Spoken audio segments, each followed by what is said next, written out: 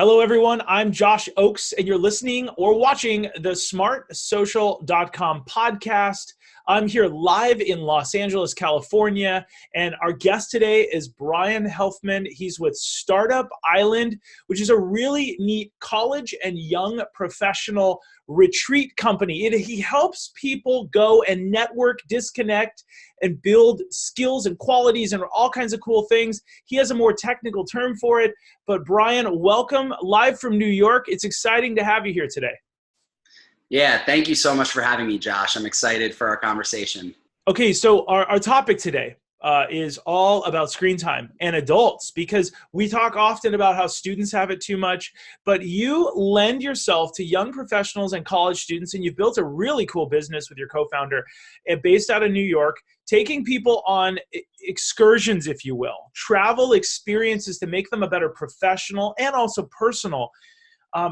And we were on the phone a few days ago through a mutual connection, and I want to talk with you today about what people say on your trips when they are kind of very much encouraged to disconnect. And then I also want to talk to you about digital detox and how you do that once or 4 times a year and what you experience there, because I want to encourage people to do that.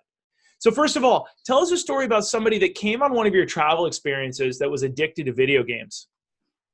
Yeah, great question, Josh. So we had a traveler this past on our alternative spring break program, and he wasn't so much a willing participant. His older brother actually recommended him for the program, so he kind of went reluctantly.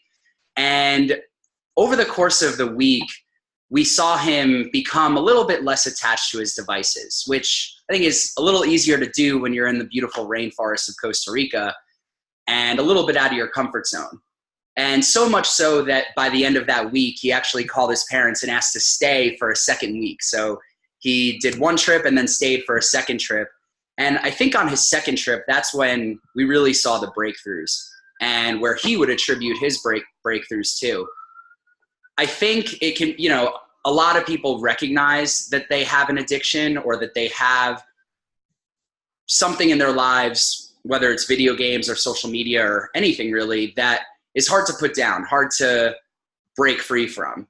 But being in an environment where you can get out of your comfort zone, be in nature, reconnect with kind of your human nature, I think makes putting down the device, putting down the controller a little easier. And I think for him, he saw so much value and felt so fulfilled by really connecting with his fellow travelers, his fellow college students on a really meaningful level, and connecting with people who listened to him and asked him questions. And he felt, I think, like he was in an environment where he could be himself, and he didn't have to hide behind a device. Yeah. So in the beginning, he was connecting with people through this by playing these games, which a lot of students are doing these days.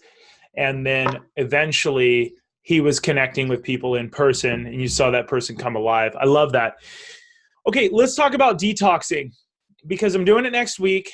I'm looking at my phone too much, Brian. I'm vulnerable here, telling students that even as a guy that works in the digital space, we can be addicted and something can become a drug very quickly. And if I don't admit this, no one's going to admit this in the world. So I'm going to tell you, I'm addicted to this screen time. My inbox, Instagram. Next week, I'm deleting Instagram, Facebook, and Reddit because I'm on that too much, and a few other apps. Any of the apps I'm using a lot. And Reddit, you learn a lot. And I'm going to replace it, Brian, with podcasting, listening to podcasting, and I'll be creating podcasts, but listening to podcasting and Audible, because I like to listen to books. I got a bunch of Audible credits. I'm really excited about doing that. Talk to me. You do this for a week at a time, and you do it a few times a year. Tell me about what you've done in the past, how often, and what it's shown you. Yeah, I appreciate you bringing this up, and you touched on a lot of important things there. I think having something to replace the social media with is really important, because it's very easy when we're bored or just, waiting for someone to start a meeting or in an elevator. It's easy to take out our phones and just address whatever notification is available to us. And I think it's also important to know that these devices were designed to be addictive. They're designed to capture our attention and hold our attention. So once you come to that awareness and know that this is difficult, right? Like this isn't, you're in a way competing with these incredibly intelligent designers and engineers who have manufactured their products to capture your attention. So I think knowing that helps go a little easier on yourself. Yeah. And then, yeah, when I do my digital detoxes, I love that you listen to podcasts, Audible. I think reading is incredibly important and something that is a lot easier to do when you're not drawn to an email or text or social media notification. And being in nature, that's my big thing. I try to structure my digital detoxes around time when I know I can be in the mountains or on the beach or in the woods. Yeah. Because it just, I think we're not as apt to grab for our phone when we're actually enjoying our surroundings. Yeah. Now you're in New York City, so you've got millions of people around you with like this you're touching. I'm in LA, we're a little bit more spread out. So for me, I like to be around people a little bit more because I don't have that hustle and bustle of the greatest city in the world, as you would call it. But I agree. Yeah. Nature's cool. That's amazing. Now tell me, you delete, how long do you do this for and how often? Like, what works for you so that we can give people inspiration? So I delete Facebook, Instagram, Twitter. Yeah. Which, to be honest, I don't really use much of the three of them anyway. So that part's not that difficult for me.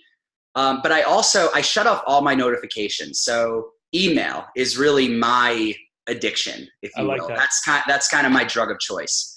And so when I turn off notifications on my phone, I only answer emails when I'm at my computer and I decide, okay, for the next hour, I'm going to answer emails. Yeah. It's not like I'm, on my computer and every time I get an email notification, I'm going to look at it, read it, and decide to answer it or not, because that can be very disruptive when you're trying to get into a workflow. So those are the big things. And I do it for a full week and I try to do it once a quarter. That's loosely once a quarter. I do it whenever I feel like I haven't done it in long enough. Yeah. So I'm actually probably due next month and it's exciting. I look forward to it. Yeah. So, I don't know about you, but I get a little bit, I know that most human nature is to get a little FOMO. I'm going to jump off. What if someone tries to contact me? What if I'm missing something? So one of the things I do, tell me if you do this, I'll actually announce with a graphic or something, a video saying, hey, I'm jumping off next week. If you're close to me, you know my phone number. You can text me, call me. You know where I live, or you can email me, and I'll get back to you. But don't comment and think I'm going to get back, or don't DM me on Instagram. And I announce that on all my devices. And I don't really use Snapchat. It's usually Instagram and Facebook because of what I enjoy. And I go from there. How do you disconnect and just kind of like throw it away for a little while? So I've actually, again, I don't really use Instagram at all other than for the business. I check in on the business account while we're posting, and I don't use Snapchat. I've never downloaded it. Yeah. Facebook I use once in a while, but I don't really rely on Facebook for keeping in touch with people. Twitter is actually, for me, the hardest thing to disconnect from because I get a lot of my news from Twitter, kind of, as Elon Musk says, plug into the consciousness of society. Mm-hmm. But when I turn off the notifications and delete the app, I'm not really thinking about it that often. Mm-hmm. So I guess I've created this environment for myself where all my friends and colleagues know that if they want to contact me, text or phone call is always the easiest, mm-hmm. or email. And again, when I'm disconnecting from email a little bit, I still check in at least once every 24 hours on my desktop in a very intentional way. So I know I'm not missing anything. Yeah. And I think every 24 hours, like in today's world, it should be acceptable that we have 24 hours before we have to respond to someone. Agreed. And it is good to sit down and yeah, that's terrific. All right. So you've taught me a few things. Once a quarter, and you do it for once a week, which I love.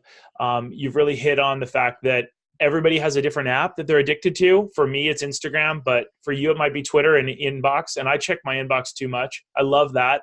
And for anybody listening to this or watching this right now, you may have an app. For me, sometimes, Brian, I wake up in the middle of the night and I like ice cream, and sometimes I'll have it and it doesn't allow me to I'll wake up at 2 a.m. and I'll check this, which makes it even worse. And so I'm going to do that and probably put this in the other room and, come up with some other techniques. I've got one more thing I'm going to do. I have this stupid watch. I say stupid, but it's amazing. And it has a phone and text messages in it. And that's really all I need to connect and communicate. I'm going to try a couple days, one day where I just leave this at home and have it off. Let my family know, hey, you can text me and call me, but I'm going to pick up from this little guy. And I might even do that this weekend, Memorial Day weekend, because I think that'll be fun. I'll be with my nephew and be hanging out, but that'll be super free. There'll be no connection unless somebody has to get a hold of you, right? Because having this with me, it's nice to go without that. How do you ever go without your phone? To be honest, I don't think I've ever, maybe not ever, but I can't remember the last time I went a full day without my phone. I agree. I think I'm going to go crazy.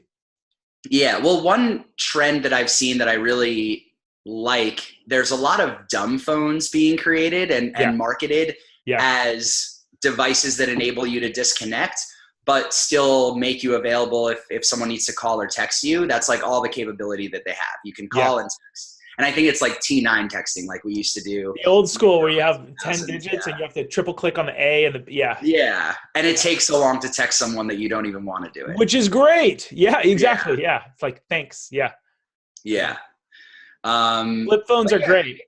I think this weekend, I like that. I might take your lead and maybe Sunday or Monday go phoneless. I think that's a good example to set. I'm going to try and do it all day Sunday for sure with the family. I even called my sister and said, look, when we hang out, just so you know, you gently encourage mom to do it too, because she's a bit addicted to her little things and stuff.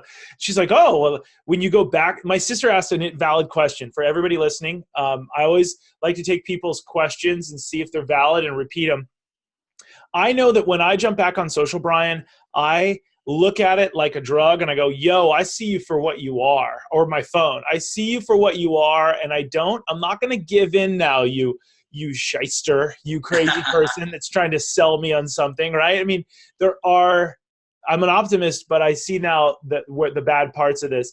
My sister said, when you jump back on, is it even worse? Like it's the shampoo effect where now all of a sudden shampoo is even easier and you're more addicted. And I said, no, when I look at it now, I see it for what it is. And I go, all right, I know moderation and how to moderate this drug in my life. And I'm going to call it a drug because it needs to be called for what it is. The screen time has never before been so rampant. How do you feel when you get back on it? I feel great.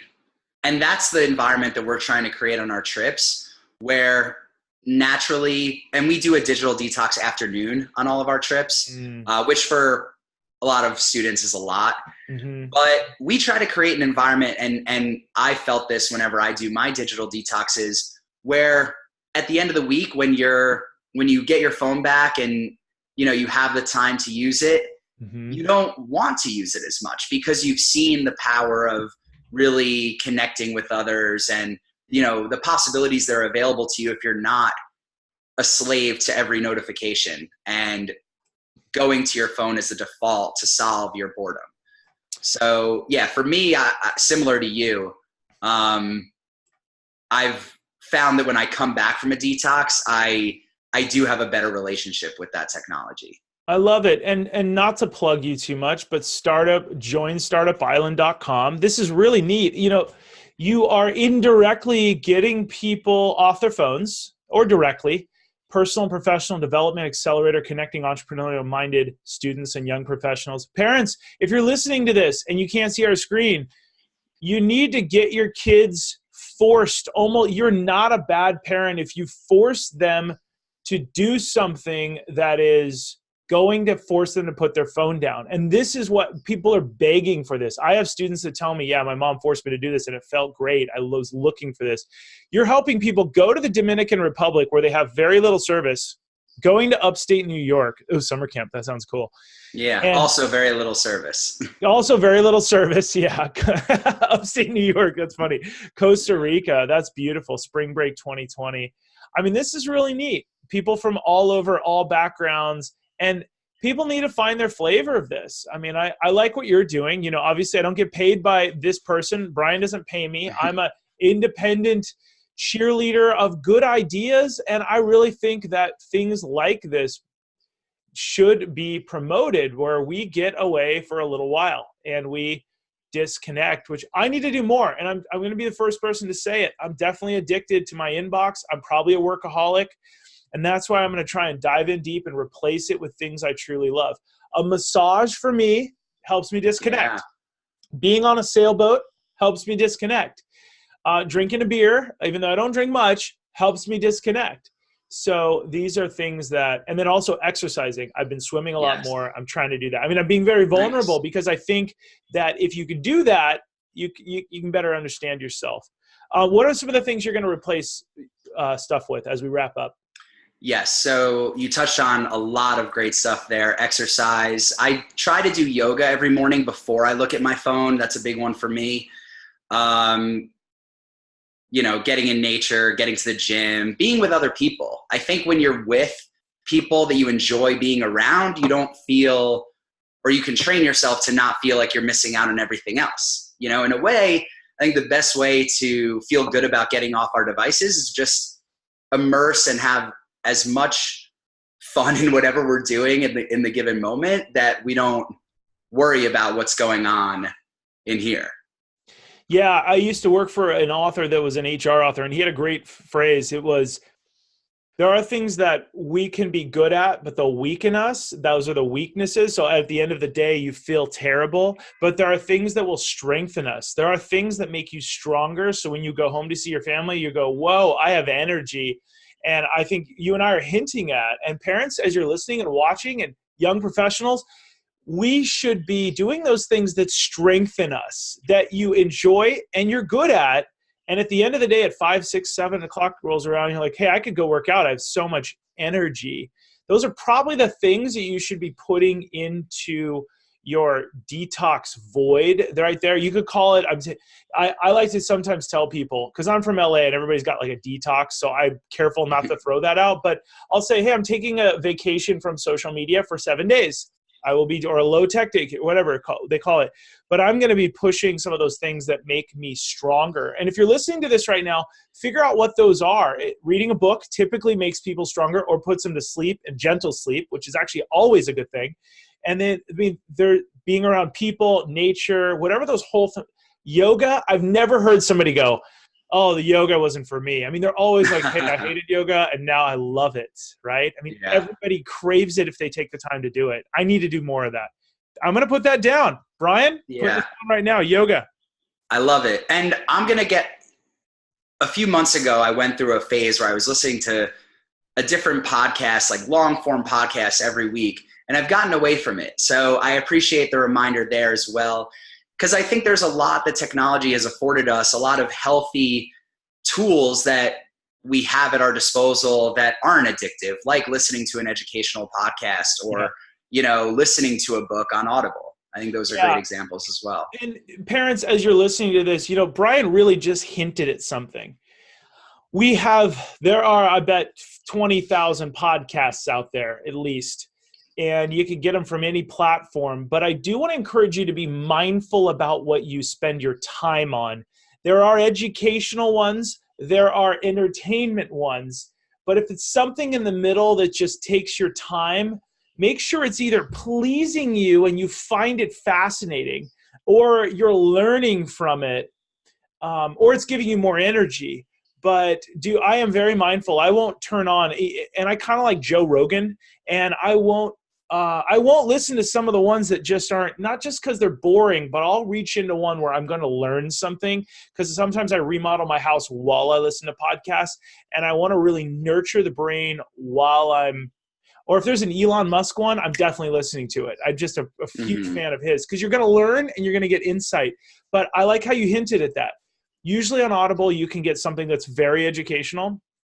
But podcasts, it's all over the board. So I definitely tell people, be mindful of your time and be mindful of what it's going to give you. Because there's things you can do with your hands while you're podcasting, either driving somewhere safely or remodeling your house or whatever. Yeah. I'm going to give you It's all last about, word, Brian. Tell me, what do you want to tell people on why they should disconnect? What's that leap they should take? so I think you touched on it at the end there. It's all about how you spend your time. And I think a lot of people want certain things. We have, a lot of people who come through our program and a lot of people I've met, they have huge dreams. They have big things that they want to do. And I think it's just about being mindful of how you're spending your time. Are you spending your time on things that are getting you closer to where you want to be, or things that are taking you farther away? And I think once you start to tune in on that and maybe spend a few minutes a day reflecting on, well, how did I spend my time today? Was it intentional, or was my attention taken somewhere that I didn't intend on spending my time because of a notification? Or even, it's not just technology. I think this is a much bigger issue in our always on workaholic, that this society that we've set up for ourselves, where it's expected that we get back to each other instantly, or else, there's some underlying meaning behind that. Yeah. I think it's just important to spend your time wisely and have the self-awareness to know what that looks like for you, because it does look different for everybody. 100% agree. For those of you parents that are listening, first of all, thank you so much, Brian, from Startup Island. You guys can go to joinstartupisland.com to learn more, or just Google Startup Island. They have great SEO. Parents, as you're listening to this, if you're on our podcast, we have every 2 weeks, we have a free live session where I do Q&A on May 28th. And if you miss it, we'll have another one, May 28th, screen time tips for iPhone, Android, Xbox, PlayStation, and Nintendo Switches. We bring your students to this event. It's going to be less than 30 minutes, where we motivate your students to have the insight when to put the device down and when to hand over the controller to you. Very important 2 things. Psychologists agree with us. They have to have the insight to want to set bigger goals so that they'll get off their devices voluntarily to go back to those big goals. We want to make these devices a purpose instead of a pastime. These should be tools to get you where you need to go. So we have all kinds of free resources at smartsocial.com. You can register. If you miss it, you can also join our program where you can watch instant replays and so on. One more thing that we have is a free webinar which teaches you how to navigate the negative effects of social media. We teach you tons of stuff. We reach about 1 million people a year on our website. Why you should hold off until certain ages to give your kids a phone. 7 of the worst apps, the bad, dangerous parts of the internet, social media safety, frequently asked questions, how to turn off features in SnapMap that predators want you to keep on. We teach it all to you 100% free. You go to smartsocial.com, either register for the free webinar, or right on the front page, join my live event that is part of our community that you can then unlock when you become a member, and so on. One last little tiny plug: if you're looking for somebody, a professional to get on the phone with to motivate and mentor your student, you can find that on our site as well. If you scroll down, there's a way to actually set up a call and so on. I'm Josh Oakes with smartsocial.com. Brian, thank you for your time today. I really appreciate it. Thank you, Josh. This was fun. I appreciate you having me. Thanks. And for all of you that are looking for the next steps, also just remember that your kids are watching what you're doing online. So remember to keep it light, bright, and polite, because you are the #1 teacher for them. We'll see you guys soon. Thanks for listening, and thanks for watching. Have a great day.